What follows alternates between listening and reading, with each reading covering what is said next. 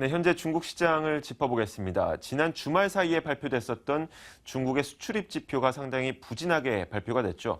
자, 오늘 아침에도 몇 가지 지표 발표됐습니다. 이와 관련해 중국 시장의 전망은 어떤지 살펴보도록 하겠습니다.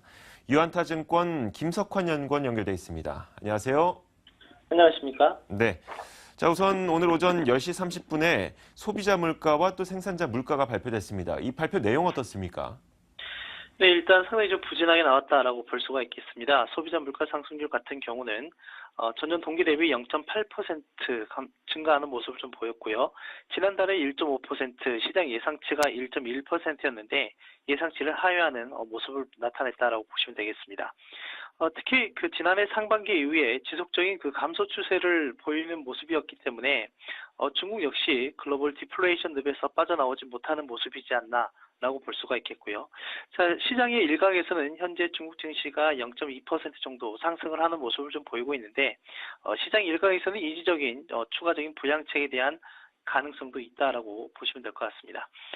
반대로 그 생산자 물가 상승률 같은 경우는 상당히 좀 부진하게 나오는 모습이었습니다. 전년 동기 대비 4.3% 감소하는 모습이었고요.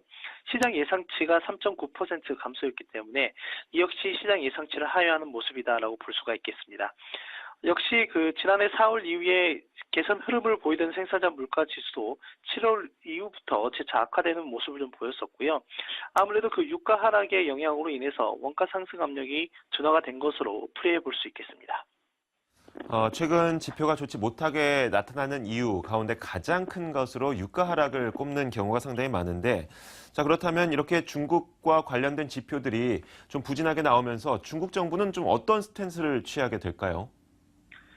자, 일단은 아무래도 그 지난해 11월 달에 추가적인 금리 인하를 했었고요. 그 다음에 지난주에 지준율 인하를 단행을 했었습니다. 그런데 금리 인하에 대해서는 상대적으로 상당히 좀 긍정적인 시장의 방향성이 나온 반면에 지준율 인하에 대해서는 시장이 그렇게 크게 반응을 하지 않는 모습을 좀 보였다라는 측면에서 아무래도 향후에는 그 직접적인 유동성 공급이 아닌 금리라든지 또는 제도적인 보완을 통해서 간접적 방식을 통할 추가적인 부양책이 나올 가능성이 높다라고 보여집니다. 아무래도 이러한 부분들은 기존의 그 시장의 기대감들이 어느 정도 다 이미 유입이 된 부분이 있기 때문에 이제는 구조적인 변화를 통해서 시장을 한 번 더 레벨업 시킬 수 있는 그런 동력이 되지 않을까 생각이 됩니다. 네, 알겠습니다. 또 그리고 이번 주에 주목할 만한 이슈가 한 가지 더 있더라고요. 대규모 신주 발행이 대기되어 있다고 하는데 오늘만 하더라도 17개 기업의 신주 발행이 예정되어 있다고 하는데 과연 중국 증시에는 어떻게 반영이 될까요? 네, 아무래도 뭐 지난주에 20개 기업 그리고 금주에 24개 기업이 현재 신규 상장을 대기하고 있다라고 보시면 되겠고요.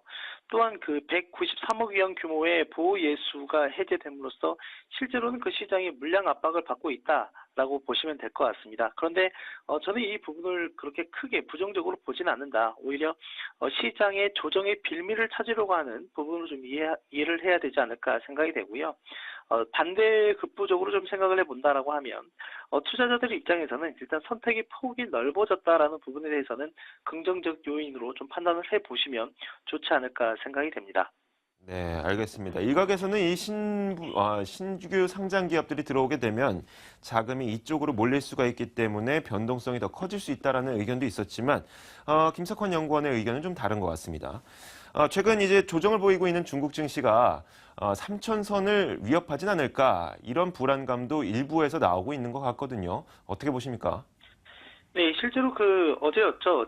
3천선을 좀 하회하는 모습이 3,100선을 하회하는 모습이 좀 나타났다라고 보시면 될 것 같은데 지난해 6월 이후에 그 고속 상승세를 보이던 중국 증시 같은 경우는 올 연초 이후부터는 약간 플랫한 기간 존중 국면에 들어가 있다라고 보시면 될 것 같습니다. 현재 같은 경우는 이제 박스 하단 지지를 테스트하고 있는 과정으로 보여지는데 만약 이탈이 나타난다라고 하면 추가 조정의 가능성이 좀 높아 보인다라고 보시면 될 것 같고 심리적 지지선이 일단 3천선이 될 수도 있긴 하겠지만 일단 지난해부터 상당히 이격이 과대해졌다라는 부분에서는 추가적인 조정이 좀 본격적으로 나타날 경우에는 2,500에서 2,700선까지의 조정 가능성도 열어놓고 대응을 하시는 게 바람직하다라고 보여집니다. 네. 다음 주가 되면 우리나라에도 설 명절이 있지만 중국에선 춘절 연휴가 기다리고 있지 않습니까? 지난 몇 년 전만 하더라도 이 춘절 효과가 굉장히 크게 증시에 반영되곤 했었는데 올해는 좀 다른 것 같습니다. 올해는 좀 어떻게 예상하고 계십니까? 이미 그 춘절에 대한 효과가 이미 시장에서 확인이 되고 있다라고 보시면 될 것 같습니다. 중국 춘절로 인해서 큰 수혜가 예상되는 업종이 바로 여행과 소비 관련한 업종이었습니다. 특히 이번 춘절 기간에도 약 8만 명에 달하는 중국인들이 현재 국내로 유입될 것으로 판단이 되고 있는데요. 그로 인해서 하나투어라든지 모두투어와 같은 여행주가 52주 신고가를 만들어가고 있는 모습이고요. 소비 관련한 주 종목에서는 가장 핫하게 움직이고 있는 종목이 바로 화장품이다라고 볼 수가 있겠습니다.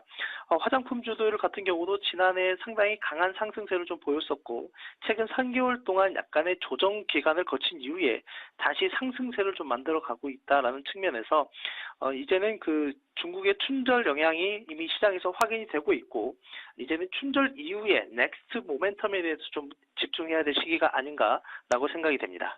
네.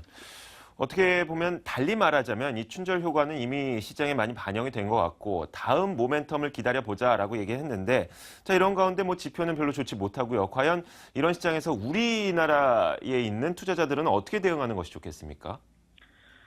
일단은 그 최근에 나타나는 조정 국면에서는 차익 실현도 하나의 방법이 될 수 있다라고 보여집니다. 실제로 저희가 이제 후광통이 오픈이 되면서 중국에 대해서 투자를 하실 때는 단기적인 접근 방법보다는 중장기적인 관점으로 접근하시는 게 바람직하다라고 계속해서 이제 강조해서 말씀을 많이 드렸었고요.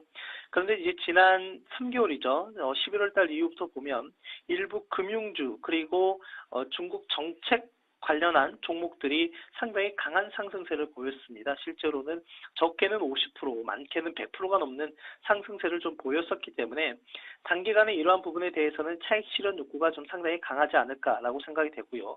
그렇기 때문에 최근에 일부 금융주 위주의 종목들 중에서는 조정 기간이 좀 길어지고 있는 모습이 나타나고 있기 때문에 이런 부분에서는 차익 실현도 하나의 좋은 방법일 것 같다. 하지만 중장기적인 관점에서는 긍정적으로 좀 접근을 해보셔도 좋을 것 같고요. 지난 5년 동안의 큰 하단의 하락 추세가 진행되었던 중국 증시 같은 경우가 이제는 구조적으로 추세가 반전이 된 자리이기 때문에 항상 이제 눌림목 자리에서는 계속해서 물량을 늘려나가시는 전략도 나쁘지 않을 것 같다라고 보여집니다. 네, 알겠습니다. 자, 중국 경제의 현재 상황과 그리고 대응 방안까지 들어봤습니다. 유한타증권 김석환 연구원이었습니다. 말씀 고맙습니다. 감사합니다. 네. 자, 잠시 후에 현장 플러스 시간 이어집니다. 채널 고정해 주시기 바랍니다.